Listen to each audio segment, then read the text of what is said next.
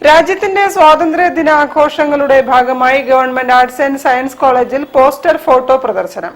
College principal in-charge professor Monsy Mathew ഉദ്ഘാടനം നിർവഹിച്ചു.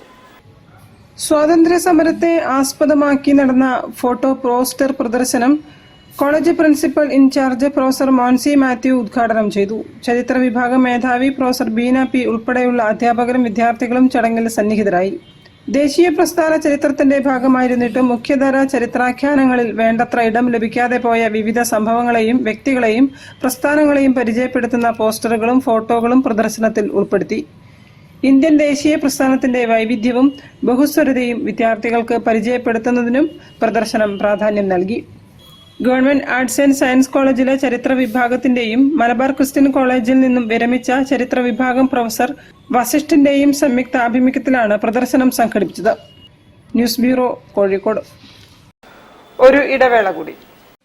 ക്യാൻസറിനെതിരെ പൊരുതാനായി Calicut city service സഹകരണ ബാങ്കും MVR ക്യാൻസർ സെന്ററും സംയുക്തമായി അവതരിപ്പിക്കുന്ന ക്യാൻസർ ചികിത്സാ സഹായ പദ്ധതിയാണ് മാസ് കെയർ.